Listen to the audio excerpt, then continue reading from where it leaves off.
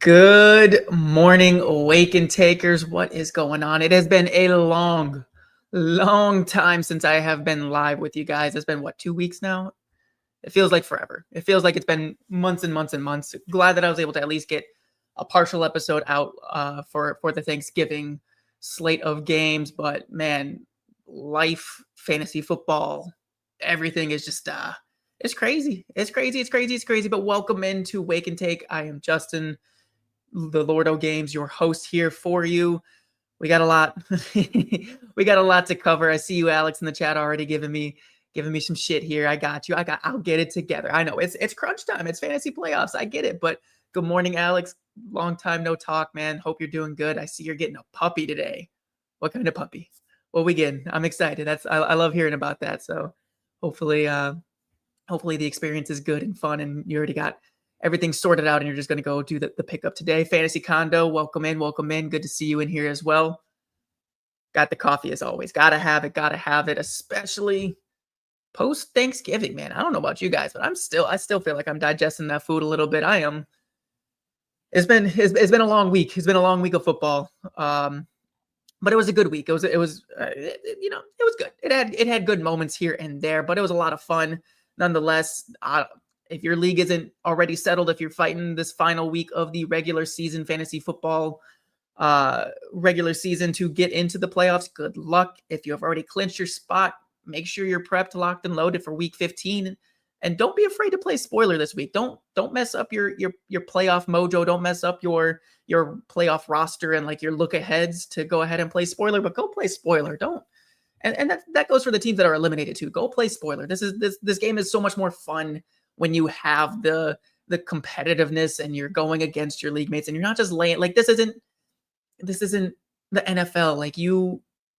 I mean, in Dynasty, sure, you can tank a little bit to go ahead and make sure you get a better pick. But if you're in redraft, play spoiler. What else is there to do? Like, don't just let someone walk into the playoffs because you didn't feel like setting a lineup or you didn't feel like going to the waivers one last time. Like, go do it. Alex won your matchup with Likely over Loveland. That was the difference, won by 2 points. Woo! I was a little bit worried with that one because I saw that Lamar just looked like rough. Lamar still looks rough, and we'll talk about that some more today.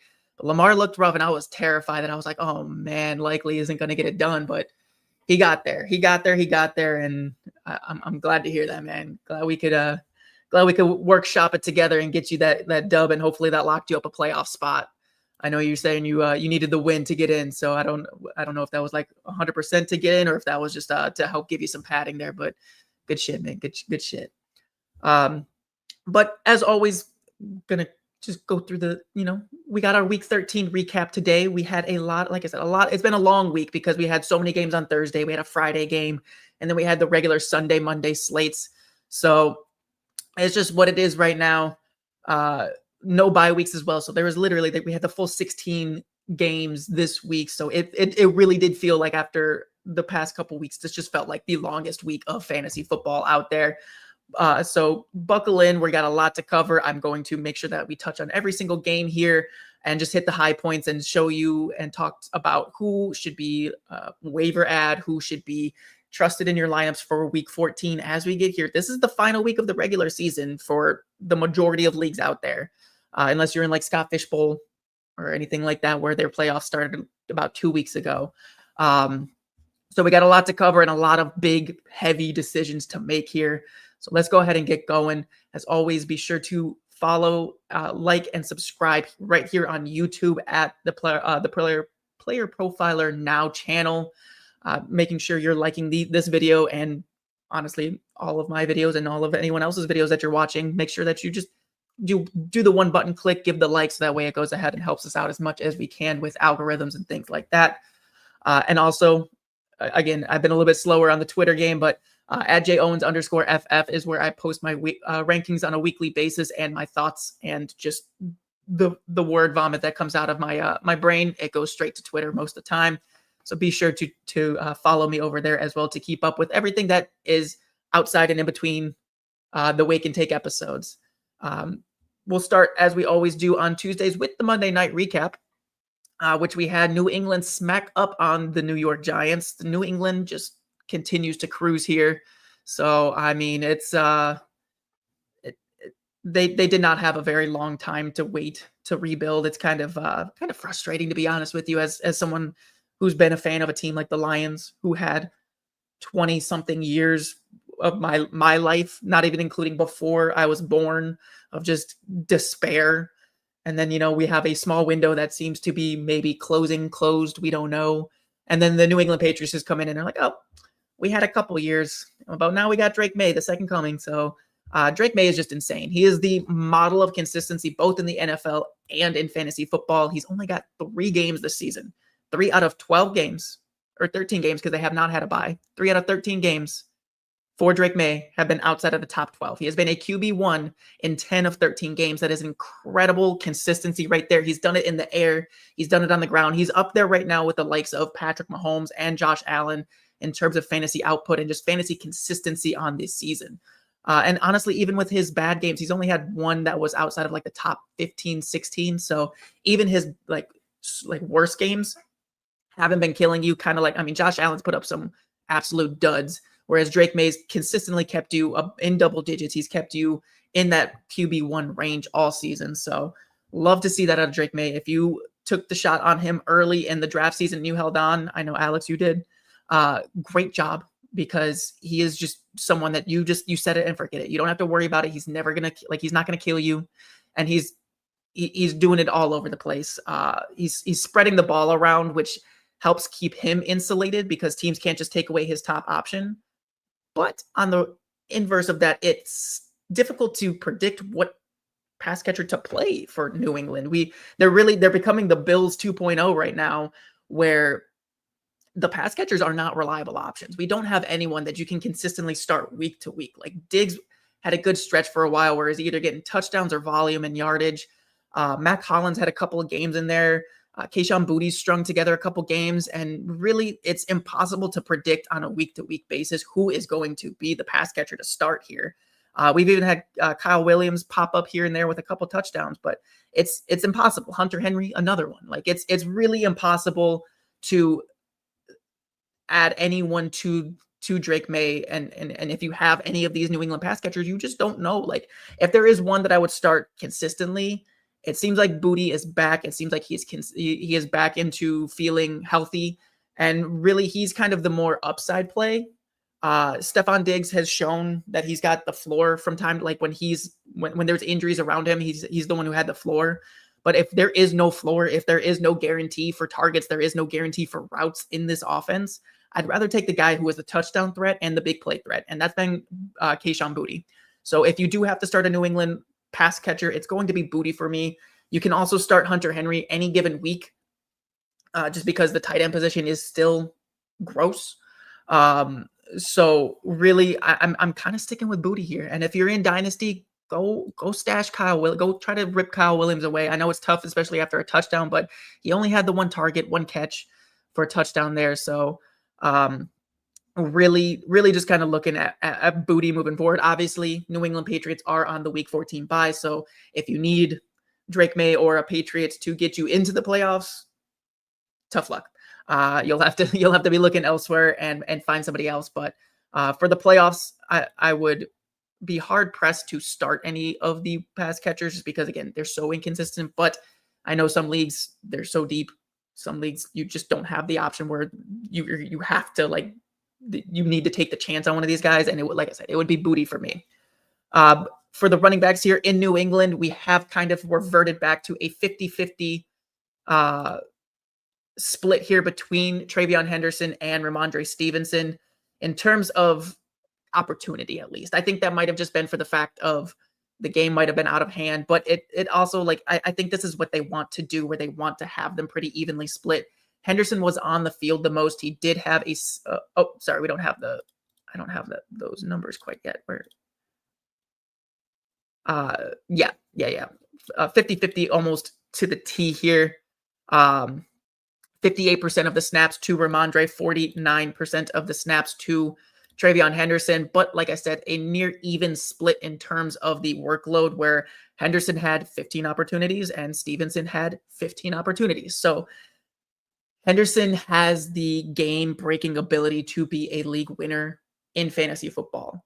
The issue is he's going to have to do it on hyper efficiency, which we have not seen consistently from him. We've only seen it with the volume. So Henderson has been amazing for the past, since week 10 with his big breakout game against Tampa Bay. He had the big game against the Jets, and then he had a quiet game, but a very volume heavy game against Cincinnati in week 12. He just didn't quite perform as we expected there. But Henderson goes back to not being able to trust for the fantasy playoffs. So like I said, week 14 bye here for the Patriots.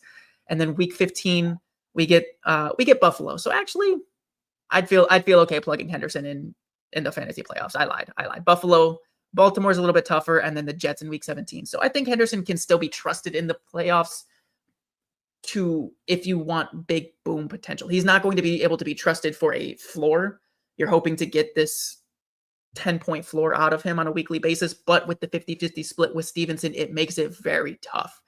It's going to be, you're going to be sweating. You're going to be cursing at the TV every time you see Ramondre in there over Henderson. But he has the big playability. He's shown that he can do it now on a 2-week stretch. So that's perfect for the playoffs. You need a 3-week stretch out of these guys. They're getting the bye. We always see rookies get a bump after the bye. So maybe even with the Patriots being week 13 bye or week 14 bye, he still gets the rookie post-bye bump. But we will see. I think that you have to stick with Henderson because, like I said, he's got the game-winning or the league-winning potential. It's just he doesn't have the trustworthy volume anymore. So you're kind of playing with fire a little bit if you're going to keep rolling with Travion Henderson. But like I said, you have to because of what he can do, because he can have 30-point games. He can have 20-plus point games. That's someone that's hard pressed to keep out of your lineup, especially in the playoffs where all it takes is it's week to week. It doesn't matter. Consistency doesn't matter week to week if you don't get the points in week 15, you don't make it to week 16. So you got to stick with Henderson there. Although, like I said, you'll be sweating, you'll be cursing, you'll be crying potentially. Flipping over to the New York Giants side, we did hear that Jackson Dart was going to be limited in his rushing. They weren't going to scheme up as many runs for him to try to protect the man's head. I mean, he dives in there like he's Luigi in Super Smash Brothers head first, like. And even with being limited in his rushing, he got absolutely destroyed on the sideline on a sideline scramble.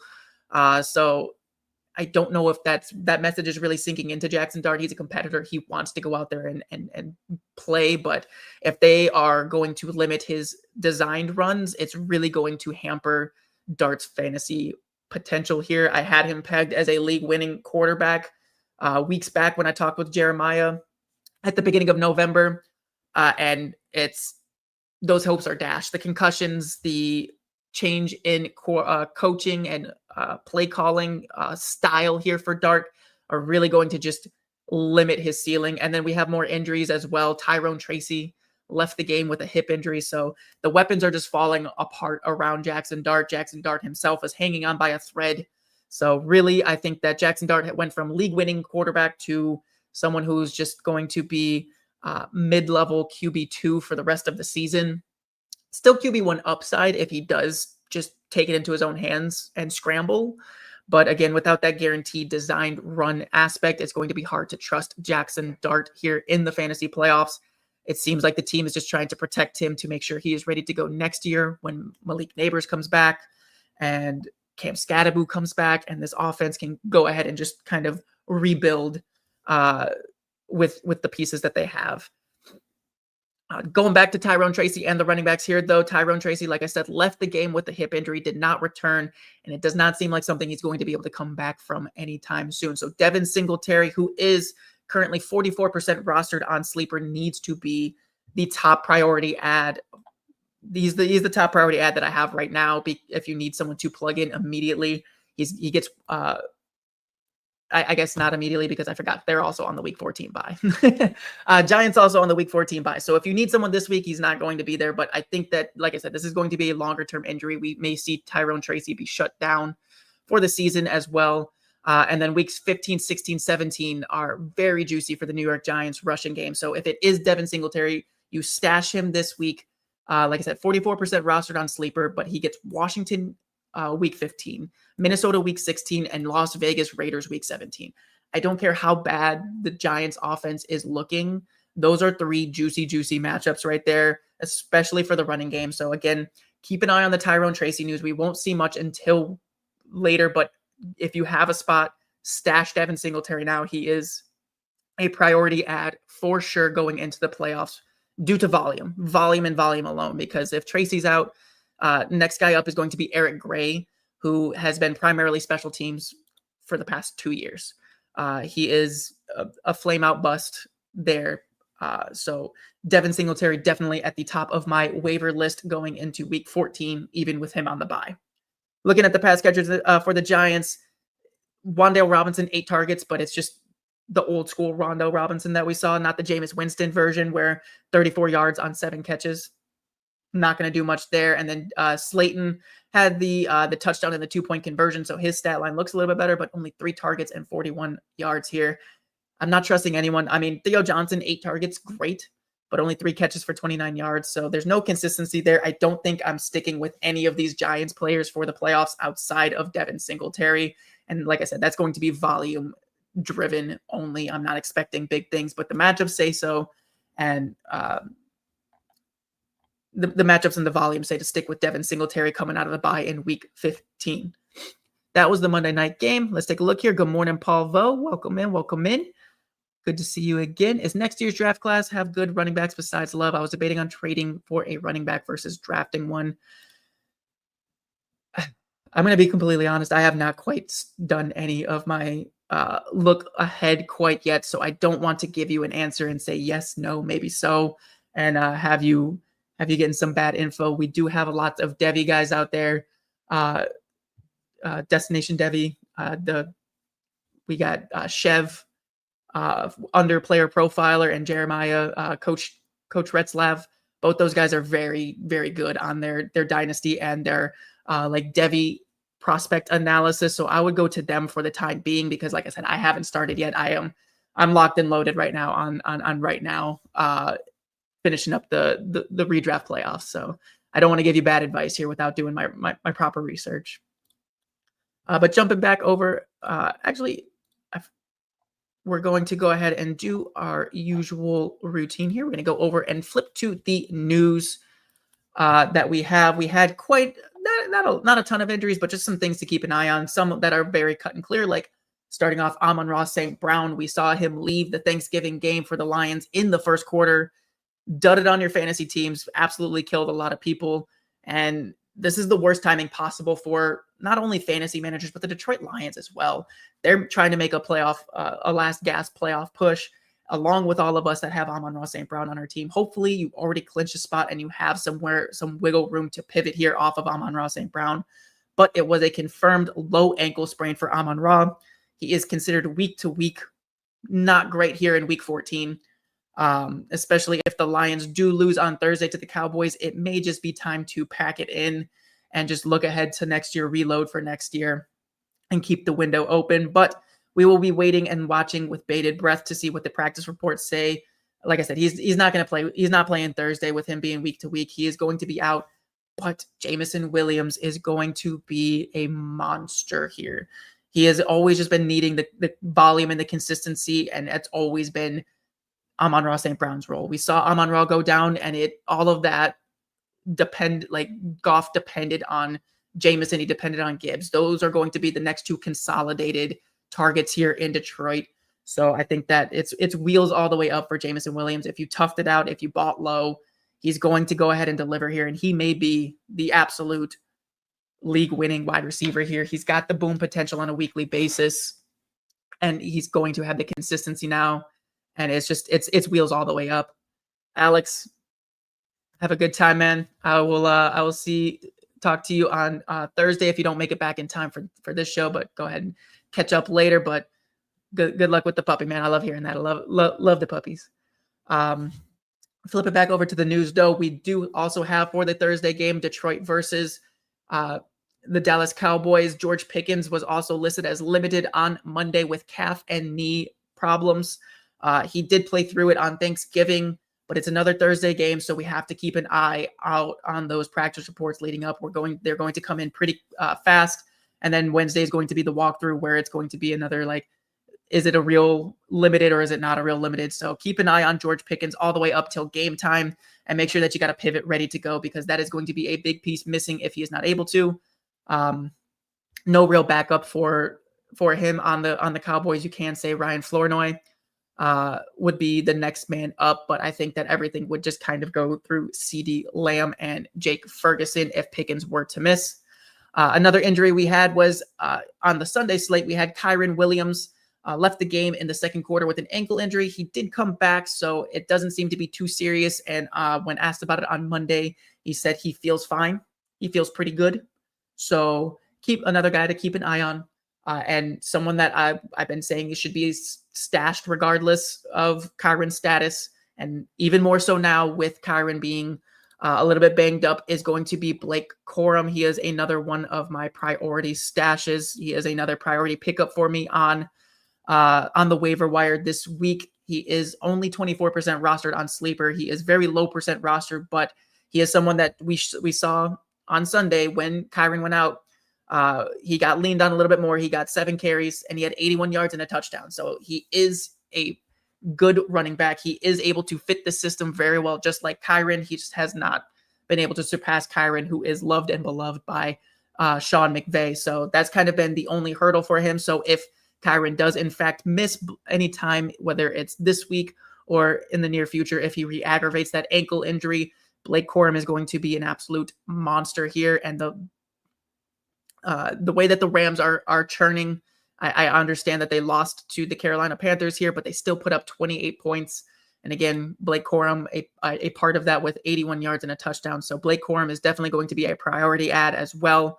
If you do need someone who you would need to plug in, he might not get the most volume this week, but I do believe that he might get a little bit more work to kind of keep Kyren fresh down the stretch here. The Rams need to piece together some wins, and they get the Arizona Cardinals in week 14, who are very susceptible to the run. And it may be a blowout where Kyren starts to get benched a little bit early just to keep him fresh. Like I said, just to keep him safe, to keep him healthy. So Blake Corum could have a good game. So if you do need a week 14 Hail Mary throw start off the waiver wire, Blake Corum would be where I go there. A couple more injuries, same game for week 14 here on the Arizona side. Marvin Harrison Jr. came back from his appendicitis surgery. He had a good game. He had a solid game, but unfortunately, he is at risk of missing week 14 now with a heel injury. So that is another one. He's making the rounds on the getting the doctor's opinions right now. So we're unsure where he stands, if he's going to play. He's kind of been one of those guys where if he's got an injury, he's more likely to rest and heal up completely rather than try to push and play through it from what we've seen. So we'll keep an eye there, but he is at risk of missing week 14, which opens the door back up for the Michael Wilson experience that we have been going through, and also Greg Dortch. Greg Dortch is another sneaky one. It's a tough matchup here in week 14 against the Rams, but it's a matchup where there could be lots of garbage time. So keep an eye on Marvin Harrison throughout the week of the practice reports, and be ready with your Michael Wilson and your Greg Dortches on standby to plug and pray. A couple more injuries here that we'll just briefly touch on because they're not as major. Justin Herbert broke a bone in his left hand. He is going in for surgery this week. We don't know if he's going to miss time yet. They haven't released if that time is if he's going to completely miss one game or any games at all. So keep an eye on the reports out of Los Angeles there on Justin Herbert. If we don't get Herbert, if it's Trey Lance in at quarterback, that downgrades all of the pass catchers, Gadsden, McConkey. We'll see if we get Omarion Hampton back this week. It looked like he was trending towards playing, and then he was a later scratch. So I would expect him back in week 14 here, but we'll keep an eye out for sure on the practice reports there. But if it's Trey Lance, I am very worried about everyone here outside of whoever the primary running back is, whether it's Vidal or it's Hampton. I definitely think that this offense gets a big tick down, and they have a tough matchup against Philadelphia. So truly the Chargers might just be a full avoid altogether in week 14, and if Justin Herbert is missing time. And then, like I said, we got a couple, like 2 more minor injuries that popped up. Dylan Sampson is day to day with a calf injury. He wasn't really, he was getting a little bit more involved, but it is still Kinshawn Judkins' backfield. This just makes Jerome Ford pop up on the handcuff stash radar, 9% rostered in on Sleeper. So definitely someone where if you're the Judkins manager, maybe just hold on to Ford, although I don't know if Ford's able to do the things that Judkins is able to in this offense with how inefficient they are. And then Parker Washington left and did not return the Jacksonville Jaguars game on Sunday with a hip injury. I do not expect that to be another hip injury here. I don't expect him to come back too soon. But it doesn't really matter because Jacoby Myers has come in and Brian Thomas Jr. is back. So the 1-2 hierarchy of Myers and Thomas Jr. is locked in right now, and Parker Washington has kind of gone back to an ancillary option even when healthy. So I think Parker Washington, if you were holding on to him, hoping for more of the breakout, I think you can go ahead and just drop him back to waivers here. That was the news that I have for you guys today. Let's see here, Paul. Once Kraft is back, will Christian Watson's production decline significantly? I think 100%. I think right now, I think when Jaden Reed comes back, Christian Watson's production will decline significantly. I think that we very much have the pass catcher roulette here, but it's been a bit more consolidated around Christian Watson due to the fact that there are so many injuries on this offense in Green Bay. Dobbs has been banged up. He had the chest injuries. He's been dealing with some things. He's been out on the field. He's been playing through it, but he is banged up. That is something we have to take into effect. I get Dontavian Wicks had the big game, but it's just he's not the most consistent guy, Wicks. So Watson has definitely been a beneficiary of the injuries around him with Matthew Golden missing time, with Jaden Reed missing time, with Tucker Kraft missing time. This offense is definitely needed to lean on Christian Watson, but we've seen with all of these guys out there, we've seen with whenever 3 of these guys are healthy, it gets spread around so much between Reed, Kraft, Watson, Dobbs. It's impossible to predict. So I do expect that Watson's production will continue to drop as people come back and get healthier, starting with Jaden Reed first. I don't think Kraft is back until next year, correct? So I find it very hard to trust the pass catchers here in Green Bay, even off of the big game in Detroit. They get Chicago 2 out of the next 3 weeks and Denver in between there. So it's going to be tough to trust them. Those are some pretty good pass defenses. So we will see. But I'm going to be hard pressed to trust anyone outside of Christian Watson as long as he's the only one healthy. Once Jaden Reed comes back, I'm very nervous about the pass distribution here. Watson's going to have his big play attempts, so he still has a chance for these 80-yard, 1-touchdown games. But I think the floor of the 10 targets might be disappearing every week that someone comes back. But like I said, that was the news there and the Monday Night Football game. I'm going to go ahead and hop over into the week game by game recap here. But before we do that, I'm going to talk a little bit about Fast Draft because, like I said, I've been loving Fast Draft and what they do. They have different games for different styles, but everything is quick. It's easy. And right now, I think, like I said, the Flex 6 Frenzy has kind of been my favorite here because you get that draft. It's 8-man pods, so it's a high point totals. You get the boosters that you get to mix around, so you don't have so many cookie cutter builds out there. And like I said, the draft kind of keeps the chaos in it. So I that's kind of been where I've been spending my time this season over on Fast Draft. If you want to jump in as well, it's never too late. This Fast Draft runs DFS runs all the way through the playoffs. So we have here the week 14. The week 14 contest should be going up any day now. Looking forward. So go ahead and jump in. Use code JOwensFF to get a $50 deposit match on your first deposit. And to talk a little bit more about the Flex 6 Frenzy, which, again, my favorite game here, I'm going to go ahead and pass it over to the podfather. I know you're sad draft season is over, but just because the NFL season starts doesn't mean the drafting stops. Because Fast Draft has the Flex 6 Frenzy. You're drafting 6 guys for the Sunday slate. It's fast, it's furious, it's fun. And as with everything on Fast Draft, there are no salaries. Woo! So go to draftfaster.com, get the app, use your host promo code for a $50 deposit match. Now let's go start drafting faster.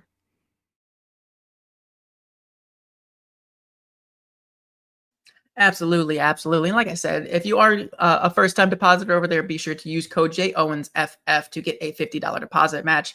That's 5 to 10 free contests right there on top of the $50 that you plug in. So that's 10 to 20 contests depending on which ones you enter.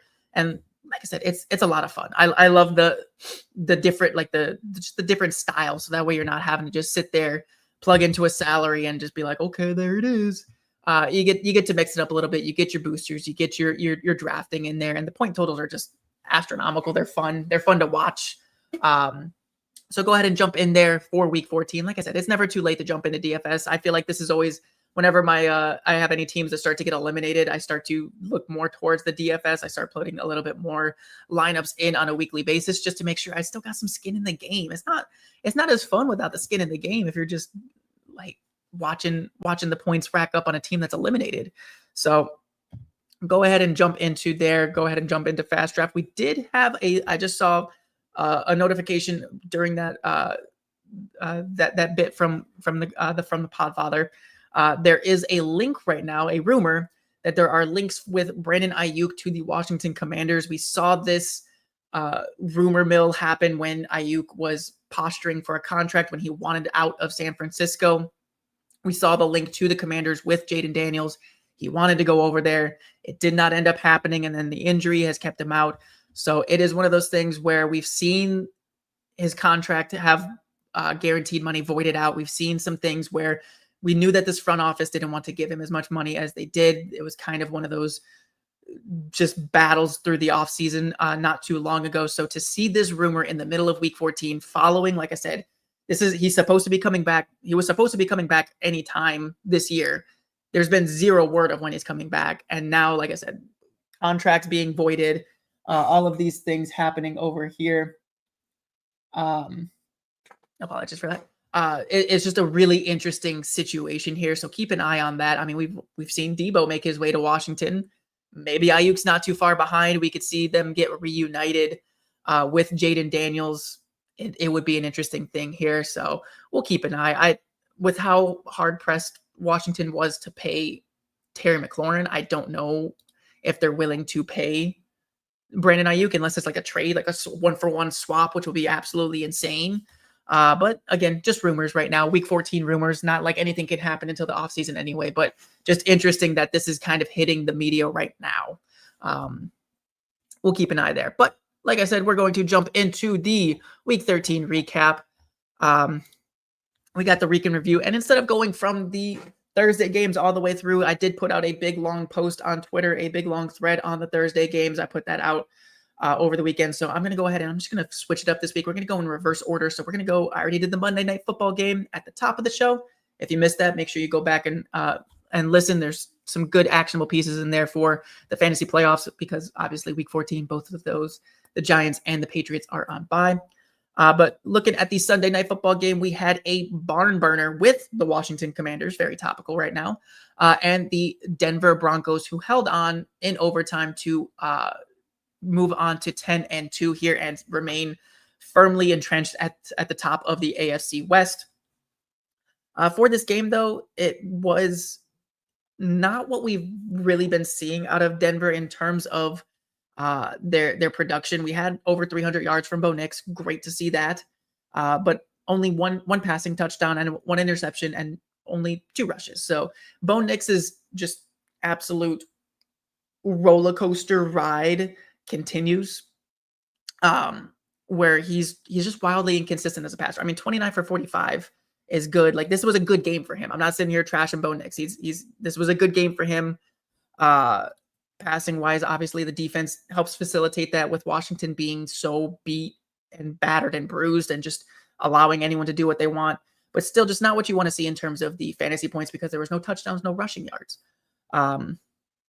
RJ Harvey did go ahead and steal 2 of the rushing touchdowns here, but he was pretty inefficient. He was the main back here though, with 17 opportunities, but only a combined, 62 yards but 2 touchdowns. So he looks great. He looks good.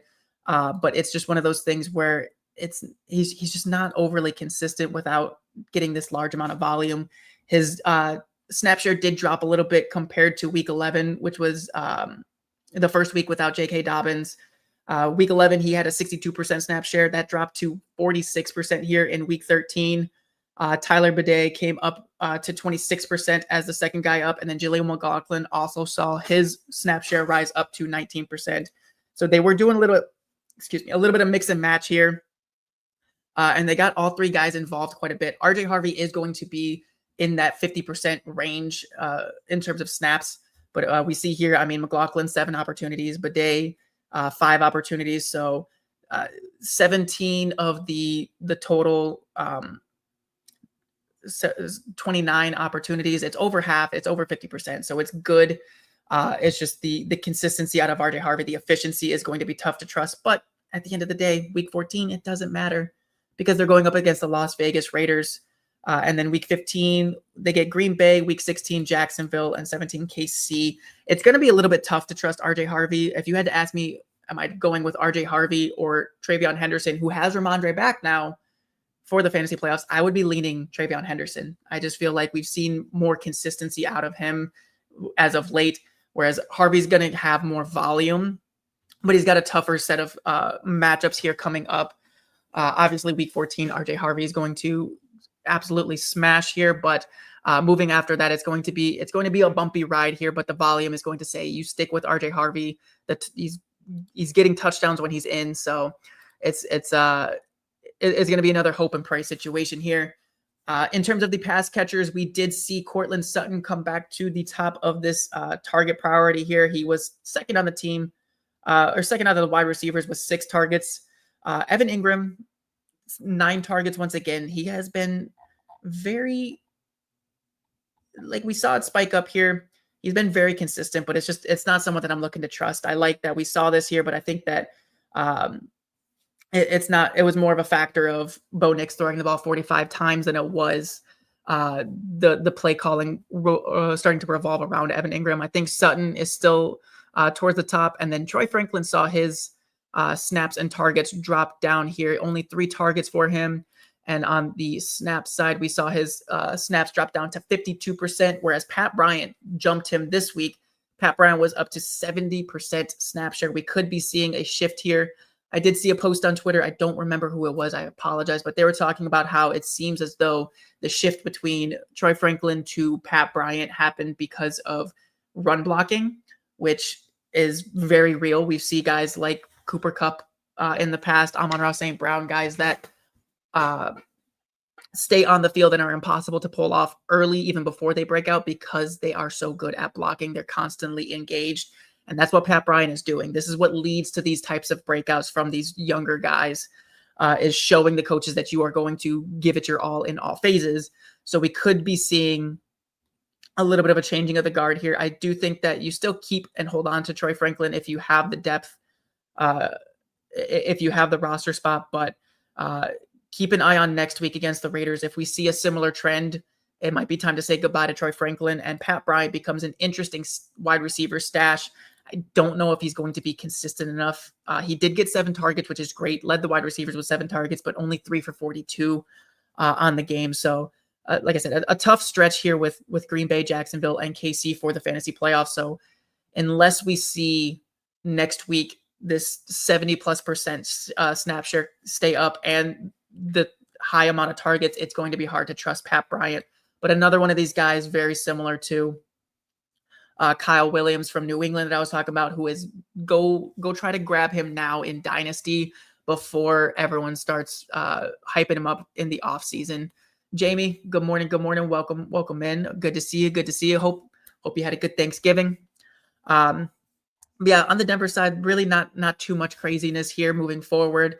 You got to stick with Bo Nix because he does have the big rushing capability, and he's also has the passing capability. From time to time, he's been erratic. He's had 40-point games. He's had 6-point games. Like it's just very tough to trust him on a week-to-week basis. But you kind of got to just stick with him. He is QB 10 on the year, so it's tough to turn away from that.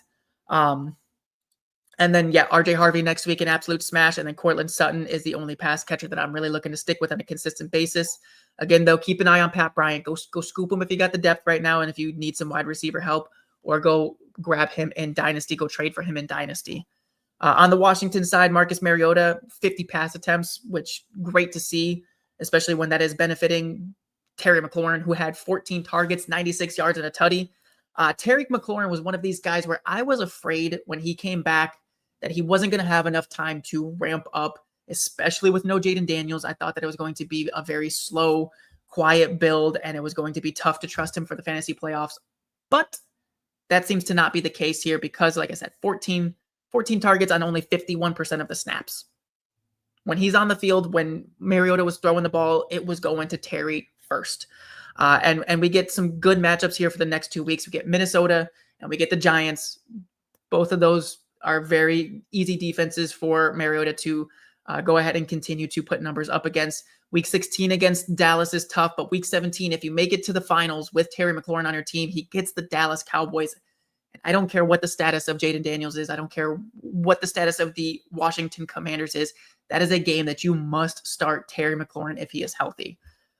So I think he's a must start for the next 2 weeks. I think as long as we don't hear about any setbacks like we did the last time he came back, I think Terry McLaurin is going to be locked and loaded for your week 14 and 15 lineups. And then if, like I said, if you make it to the playoffs or if you make it to the championship in week 17 against Dallas, it is going to be just that's a trophy winning player right there with Terry McLaurin. Deebo Samuel was second on the team with 7 targets. And then Zach Ertz had 13 targets as well at the tight end position. So I think Ertz and McLaurin are going to be your most dependable options here moving forward with Washington. They're very Dallas-esque right now, just a lighter offensive version of Dallas where they have enough firepower to make games a shootout, as we saw here.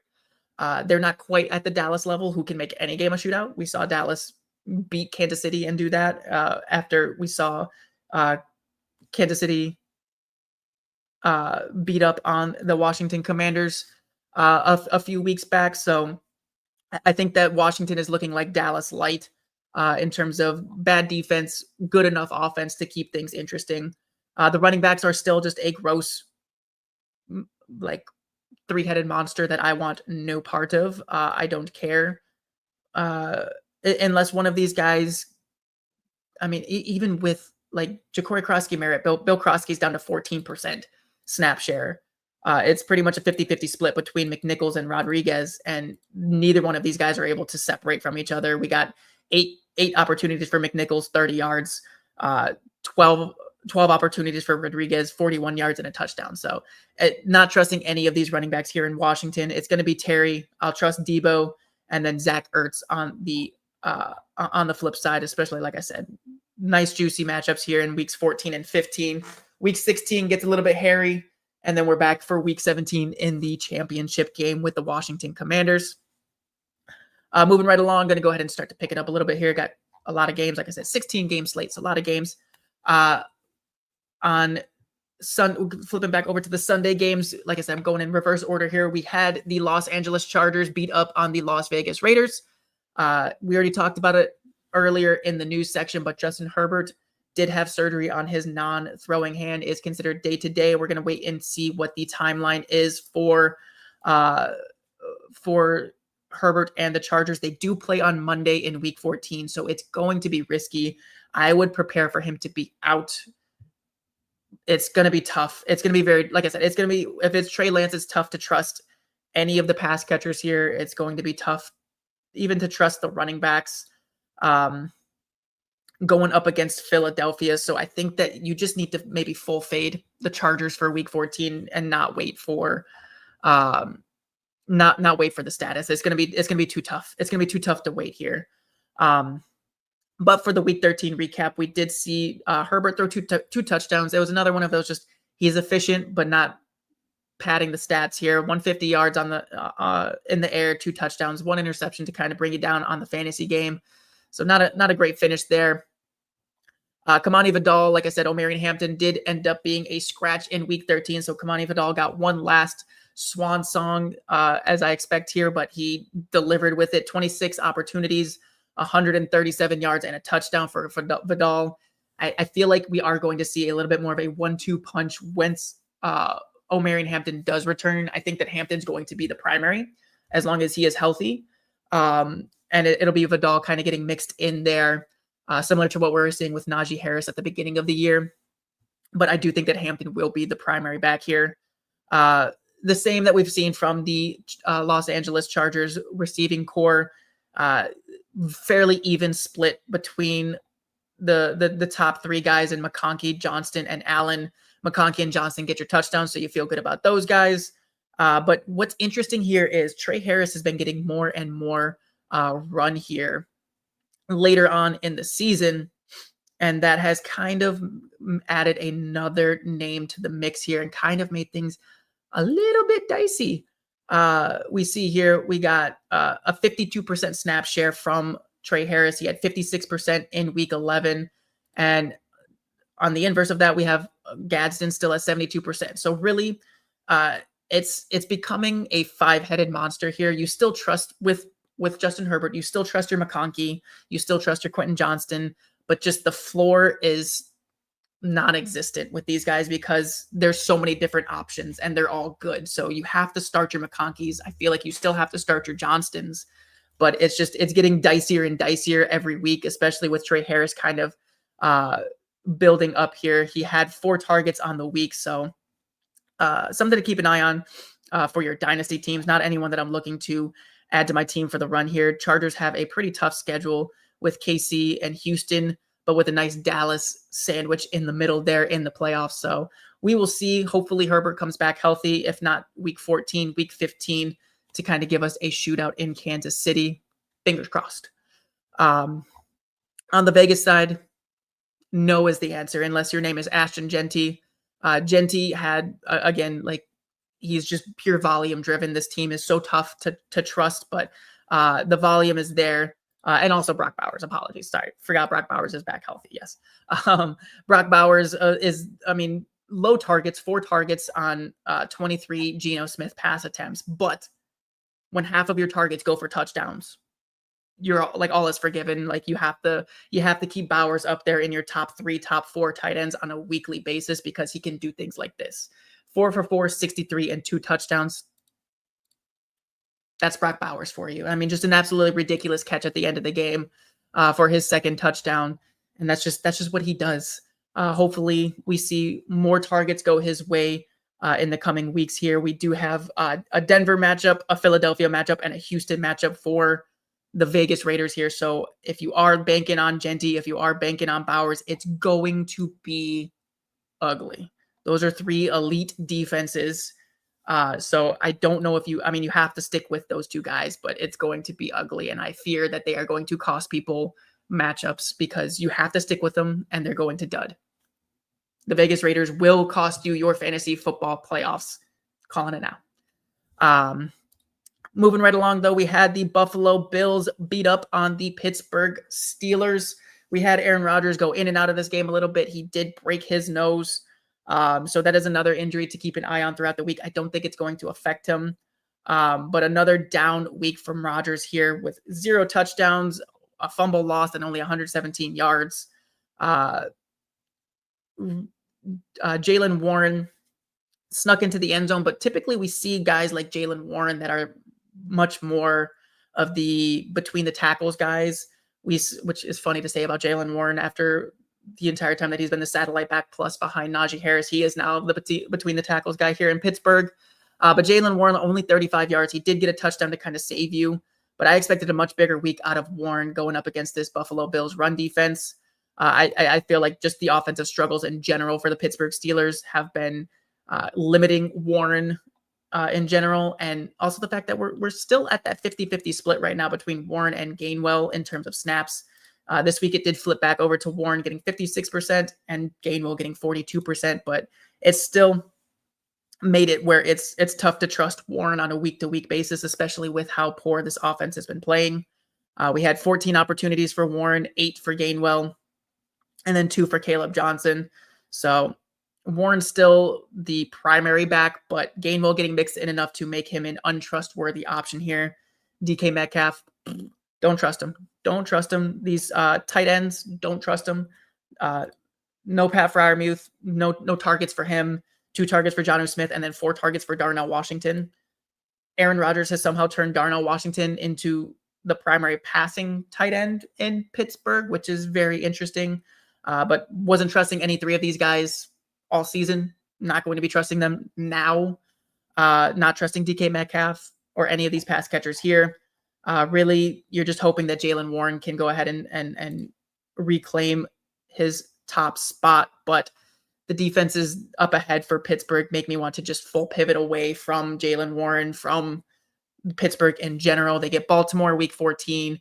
Miami week 15 is an okay matchup there for the first week of the playoffs. And then Detroit in Detroit, and then Cleveland in the fantasy championship. So the Pittsburgh Steelers are another team that they don't have the name brand of an Ashton Genty or a Brock Bowers that Vegas has, but I do also believe that the Pittsburgh Steelers, if you play them in the fantasy playoffs, they will be costing you your shot at a trophy.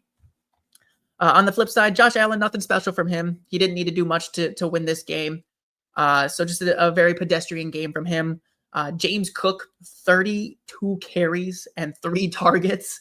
Just an absolute absurd volume game for him in a game that just revolved around him. We see this from time to time with Cook. It's been a little bit less consistent in the middle of the season here, with Buffalo needing to kind of score in different ways and not operate as with a lead at all times.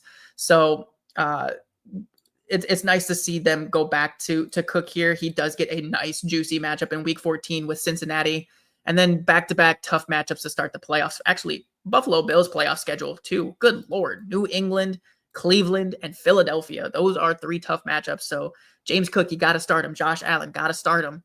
But it's going to be another one where you're going to be sweating. There's not a lot of juicy matchups in the playoffs for some of these top guys here. This is going to be an interesting fantasy football playoffs coming up here. But at least if you are fighting for a spot with James Cook in the playoffs for in week 14, he gets Cincinnati. That's going to be, I would expect to see another 30-something carries from James Cook here in week 14. And hopefully we see some touchdowns. I mean, 177 yards with no touchdowns is kind of crazy to see, but I fully expect it. Pass catchers, don't even play the game. Don't play the game of roulette here. We had no one over 5 targets here. Keon Coleman caught a touchdown with 9 yards. Brandon Cooks got some run in his first week on the team. 1 target, 1 catch. Khalil Shakir, 4 targets, 1 catch. Gabe Davis, 1 catch. Like, there's just, you cannot trust. It is a New England Patriots receiving core downgraded, like just a bad version of the New England receiving core right now. And I don't want to trust any of these guys when there's no boom. Like with the New England Patriots, we've seen boom from Diggs. We've seen boom from Boutte. There is no boom here with Keon Coleman. There is no boom with Khalil Shakir, consistent enough for me to trust these guys, especially with, like I said, with the tough matchups coming up. You stick with your Josh Allen, you stick with your James Cook. Moving right along, we saw an absolute shellacking in Minnesota. We saw Max Brosmer come out and put up literally negative fantasy points after playing an entire game, 30 pass attempts, and he had a negative game. That's impressive. That is impressively bad here from Max Brosmer. I feel like there's not much to take from this game where Brosmer is going back to the bench after throwing 4 picks. We get JJ McCarthy confirmed. He's already cleared the concussion protocol and will be ready to go week 14 against Washington. The Vikings get a juicy little stretch here to start the playoffs. They get Washington for week 14 to get you a spot. They get Dallas week 15, and they get the Giants week 16. Those are 3 good matchups that can be fantasy relevant. Can JJ McCarthy take advantage? I'm hoping so, because it's like I guess I got to say there is another injury that I should talk about here. Aaron Jones did leave the game on Sunday. He is considered day-to-day with a shoulder injury. Jordan Mason could find his way back into volume-driven startability here, especially against Washington, especially against Dallas. But I'm not trusting Jordan Mason unless Aaron Jones is completely out. And even then, I'm not fully trusting Jordan Mason just because he's shown, even with all of the work, he is not a trustworthy guy, especially when this team is struggling so much. But I'm hoping that JJ McCarthy can come out in week 14 and show that he is competent enough to feed the ball to Justin Jefferson enough to start him. Justin Jefferson has been on a devious stretch of just bad. He's got 4 games in a row of under 10 half PPR fantasy points, which is just unheard of for a guy of his caliber. So we need JJ McCarthy to come back. We need JJ McCarthy to be competent enough to get us through the semifinals of fantasy football playoffs here, because like I said, Washington, Dallas, Giants, I want to see it out of him in week 14, out of JJ McCarthy in week 14, to have the confidence to start. I mean, no matter what, you're starting Justin Jefferson against Dallas. I don't care what JJ McCarthy looks like against Dallas. You have to. So this is exactly what I'm talking about. This is going to be an interesting fantasy football playoffs with all of the top options having tough matchups. Some of these guys who are talented but have been in a bad situation and struggling, they get the good matchup. So it's going to be very interesting. But not much to take from the Week 13 game here. On the Seattle side, it was just a quiet game because the defense did all the work. There was just nothing really there. You stick with your guys though over here on Seattle with your Jackson Smith and Jigba. And then honestly, I still think both Zach Charbonnet and Ken Walker can be started on a weekly basis. It's not going to be pretty. It's not going to be fun to watch because once again, here we are, 14 carries for Charbonnet, 17 opportunities for Kenneth Walker, near 50-50 split all the way through. And then Charbonnet gets the touchdown. I will stick with it. What I've prescribed earlier. I flip-flopped 1 week and I regretted it. But if I have to start one of these guys between Walker and Charbonnet, it's going to be Charbonnet for the touchdown hope. Charbonnet has been the goal line guy. He has been the red zone guy. So I think that Charbonnet is your touchdown hope here in Seattle. Outside of that, I'm not really like Rashid Shaheed hasn't quite gotten up to speed yet. It's pretty much going to be it's JSN. Let's see here. What about the tight ends, though? Because I feel like it's been Barner taking over. Yeah, Barner has really kind of solidified himself as the top option once again. 3 weeks in a row, over 80% of the snap share. So AJ Barner is a bit of a sneaky tight end play going into week 14. Schedule isn't anything crazy. It's not going to make me prop him up or deter me from starting him. But he is someone who has been doing pretty well. He had the 11 target game against the Rams. And he's had these bigger games. And he's got the yak ability. So I think AJ Barner is a sneaky, deeper tight end play moving forward here. But let's go ahead and move on because that game's just not. There wasn't anything prescriptive out of that game. Jamarcus Russell has better numbers than JJ McCarthy. Exactly. That's bad. That's bad. With Justin Jefferson, Jordan Addison, and TJ Hawkinson, and Jamarcus Russell has better passing numbers. 9 ain't it. 9 ain't it. It's going to be a really interesting offseason for the Minnesota Vikings. I am very interested to see. JJ's got every opportunity weeks 14 through 16 to make his case here for next season, but we will see. Another blowout game that we had here was Jacksonville versus Tennessee. Not too much to talk about here as well. Just kind of the par for the course. Trevor Lawrence was efficient and good against this bad defense. The real story really is Jacoby Myers, even with Brian Thomas back, is the primary option for Trevor Lawrence. Jacoby Myers, that this is just his role. He is a possession receiver. He is one of these guys who is just consistent. He has always been this from New England to Vegas to Jacksonville. Now, this is who Jacoby Myers is. Brian Thomas could potentially work his way back up into like a bigger boom type of player, but between the injuries, between the inconsistencies, it's impossible to trust him. He is looking to be the biggest bust of the season. We get week 14 against Indianapolis, who is looking to not have Sauce Gardner. So I think that Jacoby Myers is in line to be an every week starter from here on out. They do get the tough week 16 matchup against Denver, but I'm still sticking with Jacoby the rest of the way through. Brenton Strange is someone that I told you guys to go ahead and scoop him up as he was coming off of IR a couple weeks back, especially if you were tight end hungry, because he's been one of the primary options. He comes in here, 4 targets, second most on the team, and a touchdown for him as well with 45 yards to add on to it. I think that Strange is going to be a very good, consistent tight end option. He's not the biggest boom player, but I think he's just a very consistent floor with tight end, with touchdown potential on a weekly basis. On the Tennessee side, yep, it's Tennessee. I don't care. I'm not starting any of these guys. If you're starting any of these guys in your fantasy football playoffs or in week 14 to get into the playoffs, I pray for you. I dropped Tony Pollard long ago, even with more stash options on my team that have less path to touches. It's just with Tyjae Spears there, I don't trust either one of these guys. With this offensive play, I don't trust either one of these guys. Unless Tyjae Spears goes down with another injury, it would be a volume-driven 10-point floor play.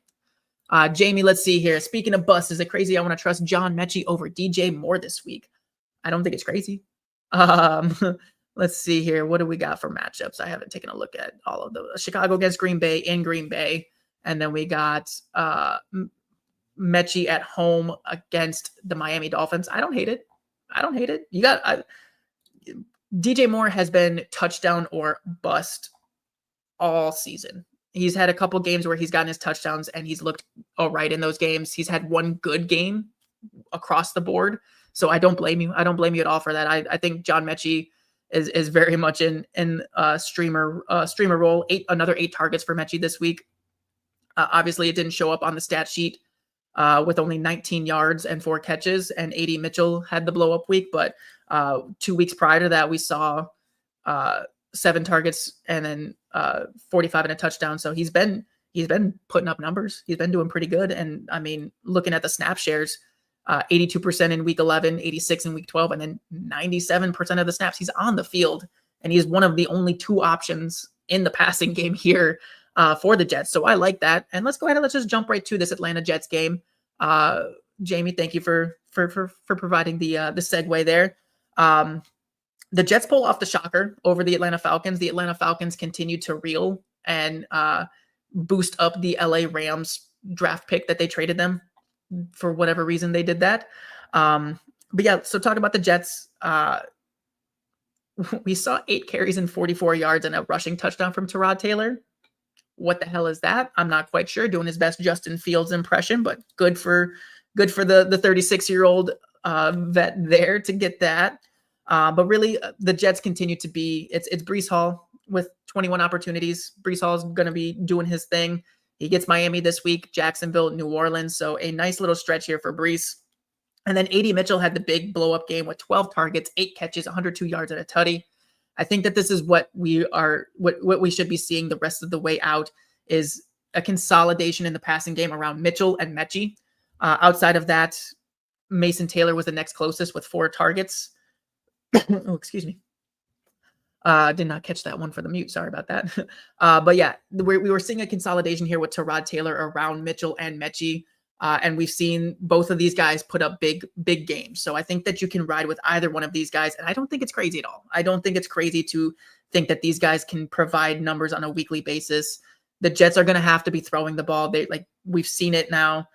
We had 33 pass attempts from Tyrod this week. We had 28 the week before. So it's not Joe Flacco 50 pass attempt numbers, but it's still enough to facilitate these 2 guys when it's consolidated around them. Like I said, 20 of the 33 pass attempts went to these 2 guys. So I don't think you're crazy at all, Jamie, for going with Mechie over DJ Moore this week at all. On the Atlanta side, it's the same thing. Darnell Mooney disappeared once again. No Drake London still, so we're waiting to hear about what he's looking like. If he's going to return from his PCL injury. I do not think that he will. There are reports that he has a chance to play. I don't trust it. PCL is very tough to come from. The Falcons have nothing to play for. So it will be very interesting to see if they rush him back, especially with no Penix. It's like your young core that you were looking to move into the future with is injured. Why try to rush London back early to play with Kirk Cousins? If that's the case, then we're just going to see more of, with no London in week 14, we'll see more of what we've been seeing. And that is Bajan. Dude's been doing everything. Almost a 30-point game here, 193 yards and 1 touchdown here. And the Falcons go ahead and they get a tough little matchup here in week 14 against Seattle, but then Tampa Bay, Arizona, and then they finish with the Rams, which is a tough one. But you're not turning away from Bajan. I don't care what the matchup is, but he's really the only one that I'm looking to for any consistency here. We did see Kyle Pitts, 8 targets, 7 catches, 82 yards. I don't trust it.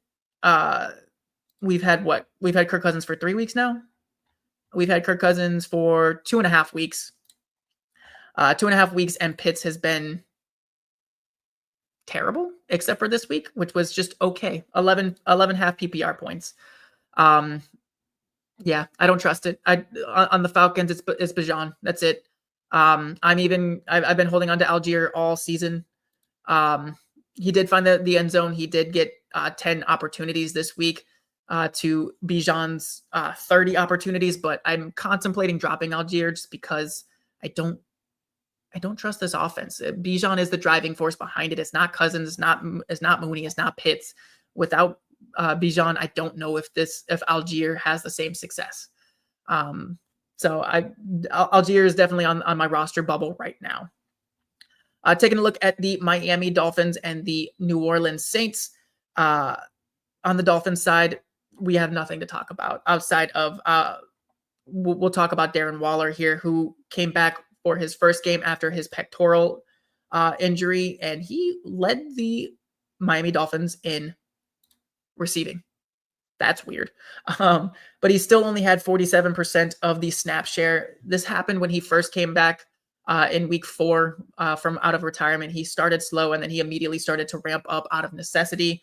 We could see that next week again. So Waller is an interesting one where if you've been just kind of riding the stream and you weren't able to grab a Brenton Strange or anything like that, honestly, if you got an Oronde Gadsden and we're looking at Trey Lance here, maybe you make a pivot to Waller here and expect a higher snap share in his second week back post-injury.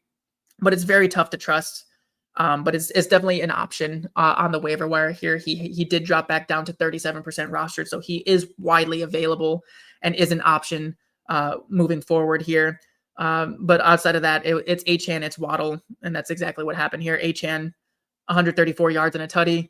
Waddle, quiet game, 40 yards, but he had six targets. So moving forward, you stick with those two, and then I think you can go ahead and get cheeky with the Darren Waller as well. On the Saints side, Tyler Shuck, if he didn't have 2 turnovers, he would have had a pretty solid game here. 2 touchdowns, 240 in the air, and then 6 carries for 18 yards and a 2-point conversion on the ground. But interestingly enough, Devon Vele was the leading receiver, 8 targets, out-targeting Chris Olave even. He had 93 yards and a touchdown. He did this a couple weeks back as well.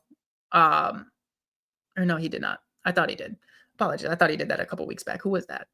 But Devon Vele has always just kind of been inconsistent. The Saints did go out and trade for him this season, so they do like him. They do want him to be a part of the offense. But in terms of fantasy football, I'm looking at Olave, and I'm still looking at Juwan Johnson, very similar to Jalen Waddle. Quiet game overall with 40 yards, but 9 targets.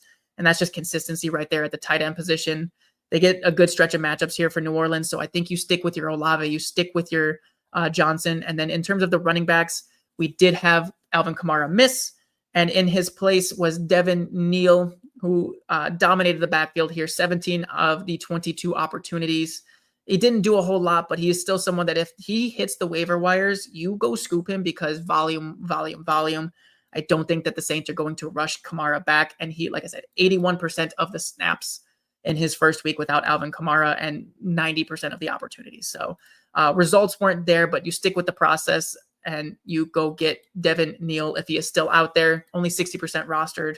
If he is dropped this week, go scoop Devin Neal. The Houston Texans are making a comeback and a push here as the Indianapolis Colts start to flail. And it was on the back of the running game here. Woody Marks dominated the backfield once again, 20 opportunities to Nick Chubb's 9. Nick Chubb did get the touchdown, though, so it looks bad on the box score. It looks like Marks was bad and Chubb was good, but it's still Marks' backfield. He did leave for a little bit with an injury, but he was back out there. Only 56% of the snap share, but I think that that's just due to the injury, really, and maybe the flow of the game. We get KC up next for Marks, so that's a tough one to trust him for, but to start the playoffs, we get Arizona, Vegas, and Chargers. Just like I was talking about with the defense, I love that playoff schedule for the Houston Texans. I like Woody Marks. He has been tough to trust, but I think you stick with him due to volume.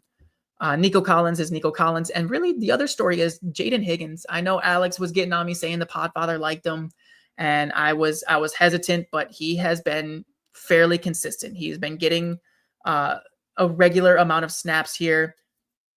He's consistently been the number 2 wide receiver in terms of snaps, opposite of Nico Collins, with 60%, 60%, 59%, and 58% over the past 4 weeks.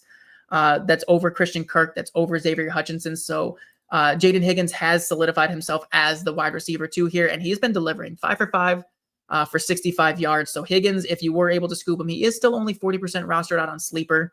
So if he is still hanging out there, go pick him up, because the schedule's good.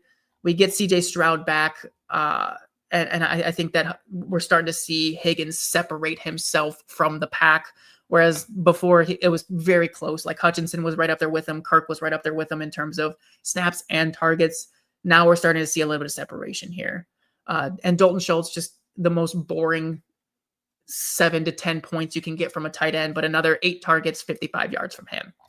On the Indy side, we got to see what Daniel Jones with the fibula fracture was going to look like, and it wasn't great. 1 carry, 1 yard, 200 yards and 2 touchdowns. So it wasn't, not a bad game for fantasy, just not what we're used to seeing. And obviously the L makes it feel worse. But the team obviously was leaning heavily on Jonathan Taylor. Once again, 26 opportunities for Taylor here. A quiet game for Pittman, who has been a model of consistency throughout the entire season for the most part. He's had a couple of like quiet games, but he's been fairly consistent. And it was Alec Pierce who really stepped up. 3 out of his last 4 games, he's got over 14 fantasy points. So I think that Alec Pierce might be pushing for that number 1 spot here. In terms of the snaps we're seeing, it's been Pierce over Pittman the past 3 weeks. So I don't think that this is a fluke. I don't think that this is anything other than what it is. Like Alec Pierce is pushing Pittman to be the alpha on the outside, but Pittman's still very much involved in this offense, and Josh Downs is in the Josh Downs role, but got 6 targets over, leading the team in targets there. Tyler Warren found the end zone, but he has kind of simmered down in the past handful of weeks. He went from a must start top 4 tight end to now he's more in the fringier top 8 realm of tight ends, which isn't great in the world of tight ends. But you still got to stick with them because of the upside. Moving on to the San Francisco 49ers. They beat up on the Cleveland Browns. Not much to report here. Christian McCaffrey doing Christian McCaffrey things, 24 opportunities. In the receiving game, Ricky Pearsall is droppable. Still nothing out of him. This is his 3rd week back. He's up to 87% of the snap share, but has not broke 4 targets yet, and has not topped 2 catches or even 20 yards in a single game since returning from his injury. Tough to trust. I feel like the knee is just bothering him, and the connection is just not quite there. It's Kittle, it's Jennings for your San Francisco 49ers, and Christian McCaffrey, obviously. I feel like that goes without saying. But they're fighting hard for a playoff spot. They get the week 14 bye, so you don't have any of them for your week 14, but then they get Tennessee, Indy, Chicago to close out the fantasy football season. So big games where they're going to have to put up points. So you lean on your 49ers when they come back in week 15. On the Cleveland side, we saw a full game from Shador here, and he was efficient. 150 on 25 pass attempts and a touchdown. He didn't turn the ball over, which is always good to see. But really the story is Kinshawn Judkins with 26 opportunities. It's Kinshawn Judkins backfield all the way, but his ceiling is definitely capped, because how many touchdowns will they be able to score on a weekly basis? Outside of that, we did see Harold Fannin catch the touchdown from Shador, so it feels good there. But in terms of snap share and opportunities, okay, so Fannin is still leading. It was just the opportunities that were close. Fannin is very much the tight end 1 here, 91% last week, 92% this week. But the opportunities are still kind of split between him and Njoku. Two targets for Njoku this week, and then 5 for Fannin. So I think Fannin is back into a more trustworthy back end tight end 2, or high end tight end 2, back end tight end 1 range. It's tough to trust with the touchdowns here. They get Tennessee and Chicago the next 2 weeks. But if you have Harold Fannin going into week 16, I am looking to bench there, going up against Buffalo.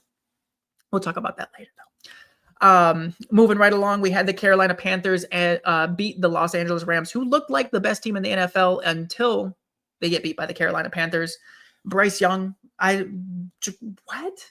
Bryce Young makes no sense this year. Like I've said, Bo Nix has been erratic all season.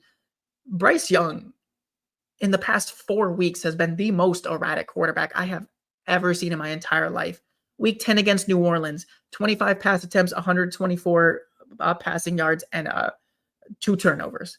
And then week 11, his biggest game ever, almost 450 passing yards, 3 touchdowns. San Francisco last week, 29 pass attempts, 2 interceptions, only 169 yards. And then he comes out this week against the Rams, one of the best defenses in the entire league, and he puts up 206 and 3. What is why can't we just get a little bit of like it doesn't have to be 3 touchdowns a week from Bryce Young. I just want a little bit of consistency so I know what the hell to do. But he wasn't the only Carolina Panther that's been inconsistent. We had Rico Dowdle be inconsistent once again. We have him with 79 yards and 0 touchdowns on the week. But the real story is Chuba Hubbard. Chuba Hubbard was a hot hand this week. Do they shift back? Do they go into a full 50-50 split? We see it here. We got Dowdle with 20 opportunities. We had Hubbard with 19 opportunities, and Hubbard had over 120 yards and a touchdown through the air. In terms of the snaps, let's take a look at what the snaps say here. On the week, Panthers, we had Hubbard took over this week with 61% of the snaps compared to Rico Dowdle's 46%. And this is the danger with the hot hand backup who comes in and is on fire. If the hot hand starts to fade and the other hand starts to get hot, in this case, Chuba Hubbard, we could see the switch be completely flipped. And we would need Dowdle has gone from someone who is going to carry your team to someone who you're now hoping just sees the ball post bye week in week 14. The matchups are pretty good. We get New Orleans and Tampa in weeks 15 and 16.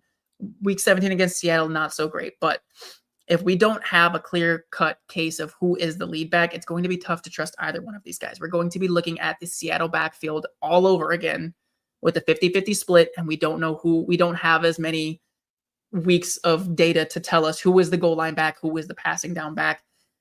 It's kind of flip-flop. So I am very scared to see the split here coming out of week 14 into week 15 out of the Carolina Panthers. It's going to be very, very hard to trust Chuba or Rico for your fantasy playoffs. Ted McMillan, only 2 targets this game. Very strange, but at least the one that he caught was a 43-yard game-winning touchdown. Salvage the day right there for all the T-Mac fans. Once again, the bye week in week 14. But the interesting story is Jalen Coker took back over. He came in. He had 6 targets, 74 yards, and a touchdown here for Coker. So we've been waiting for the breakout to come back. And we finally get it. We finally get it here. Is it enough to trust him for the fantasy playoffs? I don't think so, because we've only seen the 1 game out of him so far. Everything else has been 10 points or below. Most of the time, 5 points and below. So if you have Coker on your lineup, I would wait and play something a little bit better on week 15, and then hope week 16, if you see some consistency here out of Coker in week 15, that you play him in week 16. On the Rams side, I'm not concerned here. Stafford had a little bit of a down game, 2 interceptions and a fumble loss, so 3 turnovers. Those MVP hopes starting to slip a little bit, but still 243 and 2 touchdowns, both to Devontae Adams this week. The goal line fade is just a cheat code for Adams. It truly is. And then we talked about Kyren earlier in the show. He left the game in the second quarter with the ankle injury, but did return. But Blake Corum is one of my priority stashes once again here. They get the Arizona Cardinals here in week 14. Kyren says he feels fine, but if the game gets out of hand, we see a lot of Kyren or a lot of Corum to give him the rest that he needs. And Blake Corum could be someone that you go ahead and you ride to a fantasy championship if anything does happen to Kyren, if he does re-aggravate that ankle injury from Sunday. But in terms of the pass catchers, you don't change anything. You're starting Adams, you're starting Puka. That's it. Yeah, that's all I got there for the Rams.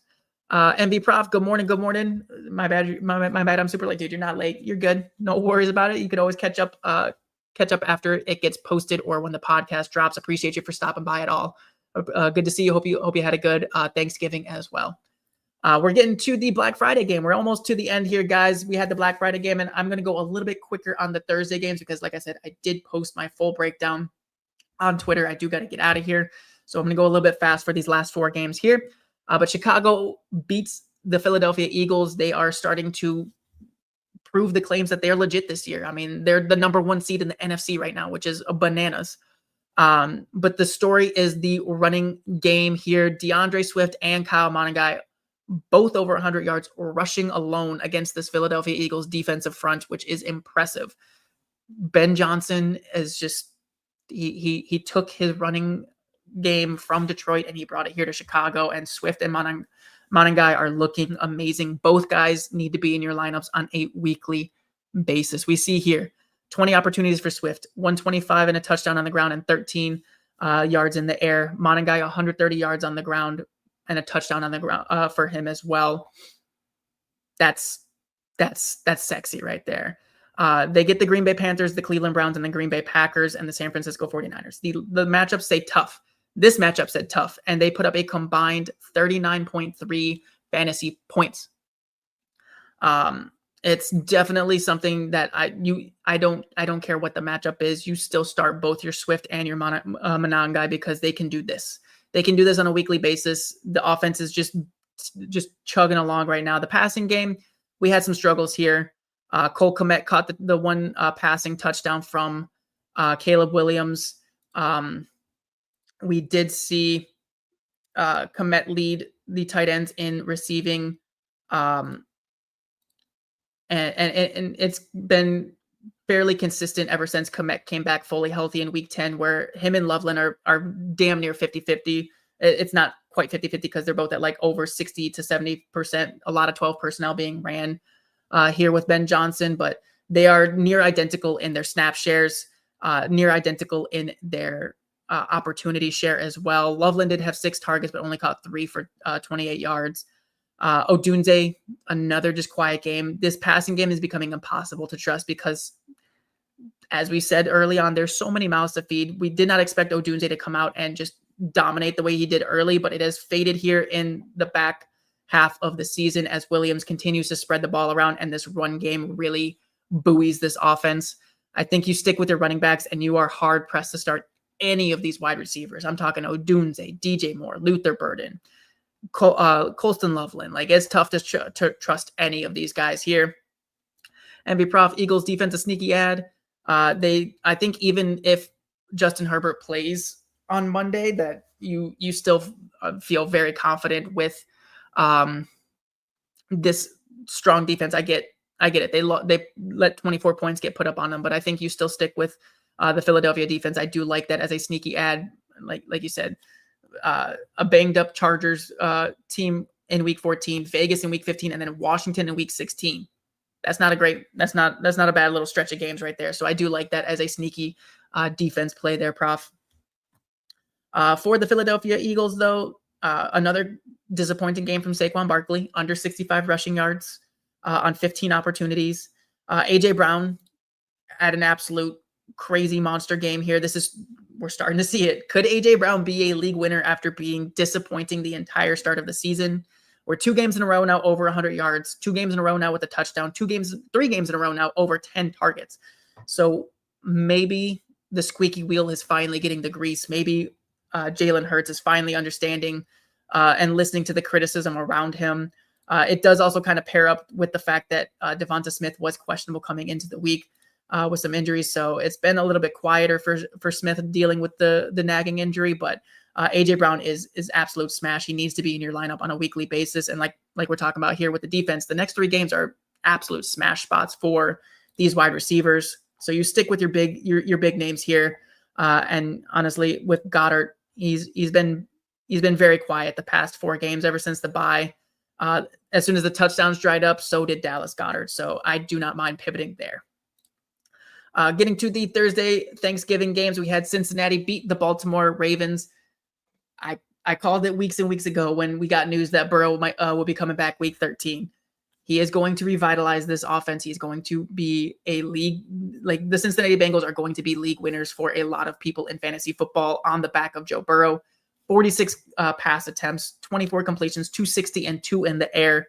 Chase Brown had over 100 yards once again with 7 targets. This is what we've been waiting for from Chase Brown. We've had to struggle through the Jake Browning ignoring him. We've had to struggle through Joe Flacco just hyper targeting Jamar Chase. And we get it here now. Like I said, 7 targets. That was second, or I guess not second because Michael Tinsley got 9 targets, but he had all 7 catches. So Chase Brown is very much, I know that the snap shares creep back up for Samaje Perine, but I am still sticking with my Chase Brown because I think that he is the most efficient running back here. He did dip back down to 59% with Perine back, and Perine at a 41% snap share, but I don't care. 22 opportunities is all that I care about here. And he was much more efficient than Perine was. You got to think that this might have been a little bit of Perine getting mixed in there due to the score of the game. And then once we get T. Higgins back out of concussion protocol, it's wheels all the way up for Burrow. Chase is going to be perfectly fine. 14 targets for him and 110 yards on 7 catches here. Yoshivas got the touchdown, so he saved you if you did start him. I was a little bit worried about him coming into the week. But it's going to be the big 4 here in Cincinnati for the remaining 4 weeks of fantasy football. It's going to be Burrow, Brown, Chase, Higgins. That's it. You roll with it, and they're going to bring you to the promised land. On the Baltimore side, another disappointing game for Lamar Jackson. That's what, 4 in a row, 3 in a row, 3 in a row. 3 disappointing games in a row from Lamar Jackson, under 10 fantasy points in the past 3 games with good matchups in there. Another solid matchup against Pittsburgh, but Jackson's just been getting sacked so much. In those past 3 games, he's been sacked 9 times in 3 games. They're going up against the Pittsburgh Steelers, who love to sack the quarterback.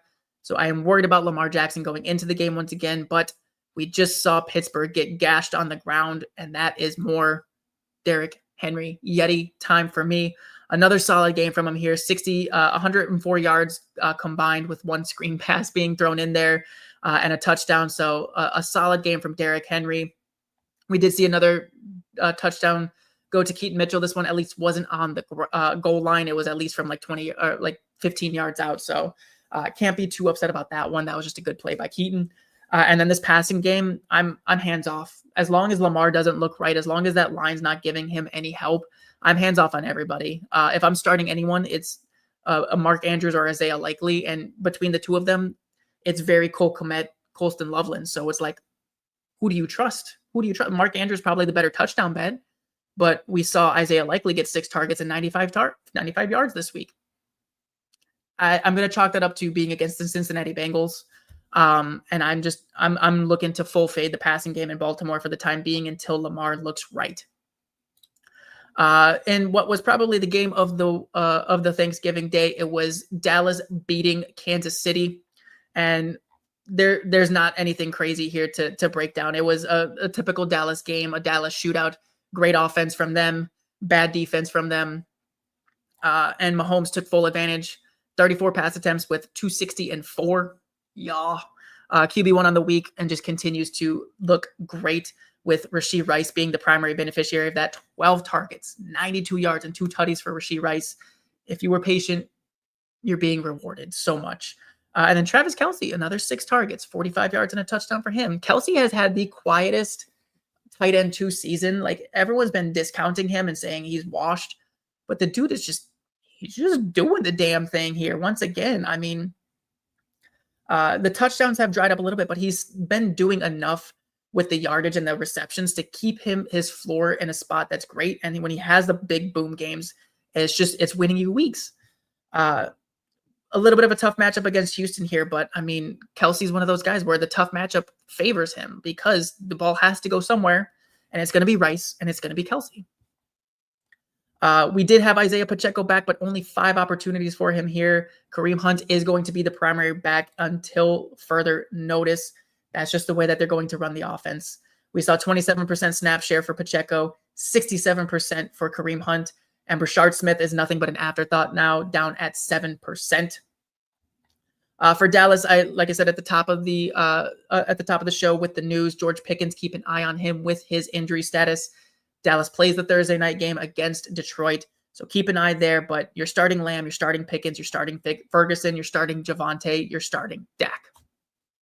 There's nothing else to talk about. If Pickens does miss, Flournoy does become an interesting type of guy, maybe even a Kevontae Turpin, especially in your kick return, punt return yardage games or leagues, but really not looking to pivot to Flournoy if Pickens does miss. I just think that there's better options out there, but if it's the waiver wire is truly dry and you need a must plug and Pickens does miss, Flournoy is not the worst you could do. Last game was the disappointing Green Bay Packers beating the Detroit Lions. Broke my heart, but in terms of fantasy football, Jordan Love, a 4-touchdown game out of him once again with the help of the refs. Cough, cough. Not that I'm bitter or salty or any of that. No, not any of that. But 4 touchdowns for Jordan Love here. 2 of them to Dontavian Wicks, 1 to Christian Watson, and 1 to Romeo Doubs. And this is what I was talking about earlier in the show when the question came up. Do we trust Christian Watson? And the answer is, while we don't have Jayden Reed, yes. When Jayden Reed comes back, I am a little bit nervous to see what the target distribution is going to be. Week to week, we can see any of these guys disappear. Week to week, it is pass catcher roulette in Green Bay.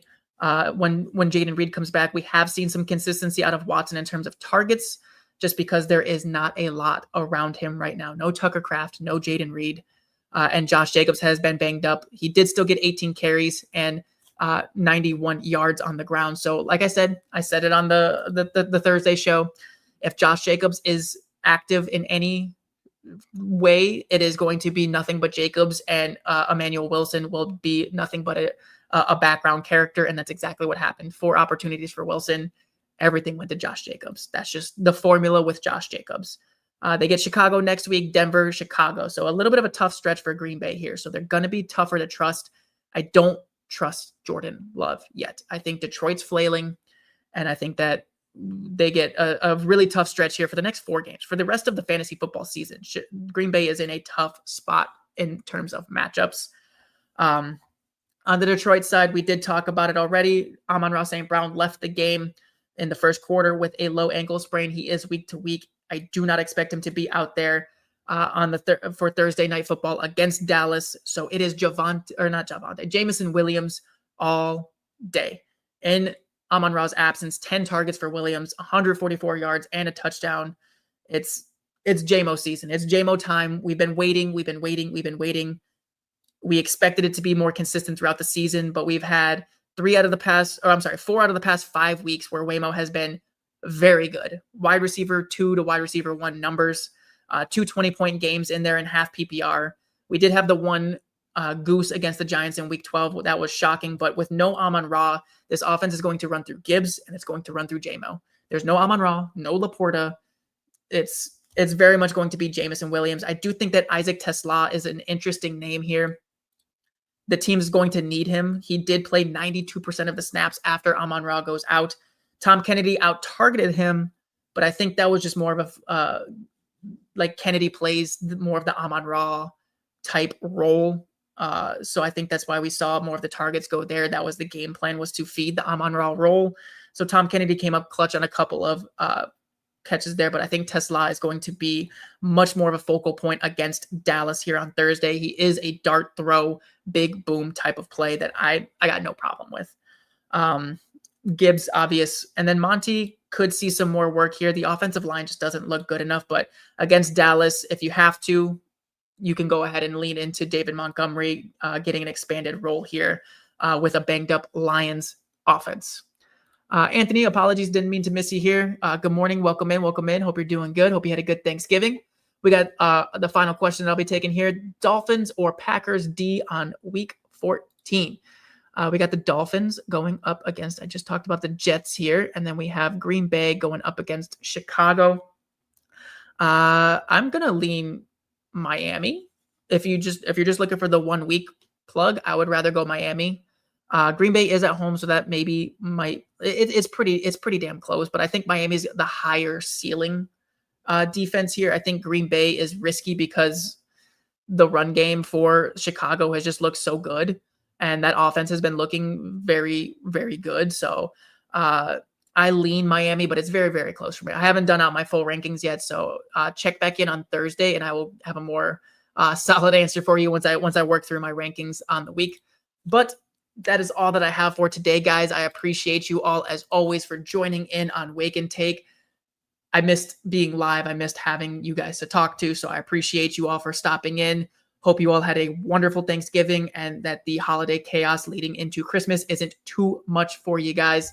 But as always, be sure to follow me over on Twitter at jowens_ff, and be sure to like and subscribe to the Player Profiler Now YouTube channel. Like the video, watch all the videos that of me that you see out there to get any callbacks, and I will go ahead and catch you guys on Thursday.